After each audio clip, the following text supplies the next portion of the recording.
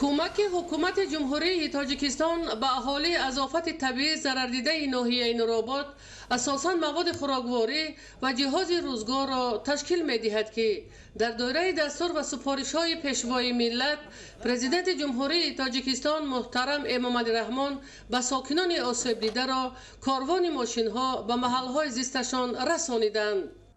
آفت طبیعی آمدن سیل به شهروندان ناحیه نورآباد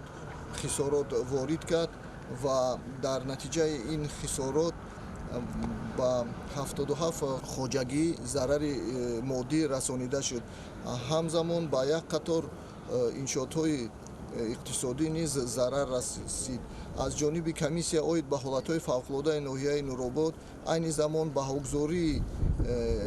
وضعیتی به عمل آمده معین کردن حجم ضرر عملی کرده شده است. همزمان کارهای برطرف‌سازی عاقبت‌های آفت‌های طبیعی با جلب قوه و وسطای زیر نظام یگانه دولتی عاید به پیشگیری و رفع حالت‌های فوق‌العاده عمل شده است. باید قید نمود که وضعیت به عمل آمده زیر نظارت قطعی حکومت جمهوری تاجیکستان قرار دارد و با دستور و سفارش‌های پیشوای معظم ملت پرزیدنت جمهوری تاجیکستان محترم جناب عالی کمک‌های ضروری به اهالی ضرردیده جدا کرده شدند. در دهه یخگیوس جماعت دهات به نام عزت‌الله حلیمов آفت طبیعی اساساً به خانه‌های استقامتی شهروندان ضرر رسانیده ضرورت بنیاد یک قطار منزل استقامتی برای عائله‌های آسیب دیده پیش آمده است.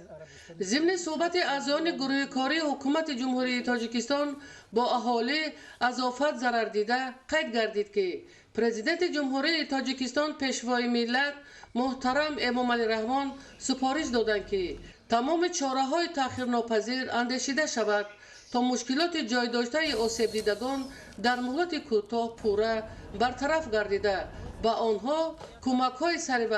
رسانیده شود. از جمله کمک‌های یک وقتینه اهالی آسیب دیده آفت طبیعی مواد خوراکواری و جهاز روزگار را تشکیل می‌دهد که به ضرر دیدگان الکی رسانیده شده است. مینادوری خود را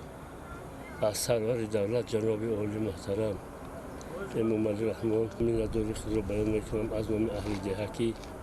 ما اهل دهه یخگ را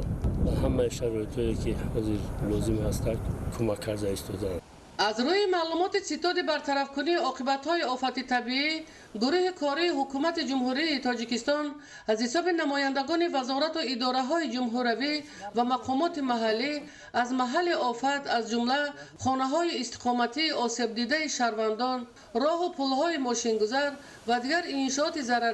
دیدن کرده و ساختارهای دخلدار سفارش داده شده است تا مشکلات جای داشته در مهلت کوتاه پورا برطرف کرده شوند. با گفت مسئولین کمیته حالتهای فوق‌العاده و مدافع گرجدنی نزد حکومت جمهوری تاجیکستان شماره اهالی آسیب دیده ناحیه‌های نورآباد و رشت از آفت طبیعی 137 خانواده را تشکیل نموده به آنها کمک‌های ضروری رسانیده می شود تا مشکلات جای داشته ضرر دیدگان پورا برطرف کرده شود. طبق دستور سفارش‌های راهبر دولت پیشوای ملت اساسدار صلح و وحدت ملی پرزیدنت جمهوری تاجیکستان محترم امامعلی رحمان هفته سپری گردیده کمک اولین حکومت جمهوری تاجیکستان به شهر ناحیه‌های از آفت‌های طبیعی ضررده دسترس گردیده به اهالی تقسیم کرده شدند. از طرف دیگر وزارت نقلیات جمهوری تاجیکستان برای برطرف نمودن عاقبت‌های آفت‌های طبیعی در 140 کیلومتری شورای وحدت لغش کارهای برطرف‌سازی عاقبت‌های آفت‌های طبیعی را پیش برده ایستادند. در تمام مناطق ناحیه‌های منطقه رشت امروز کارهای برطرف‌سازی رفته ایستاده به یگان مشکلیت تمام ساختارهای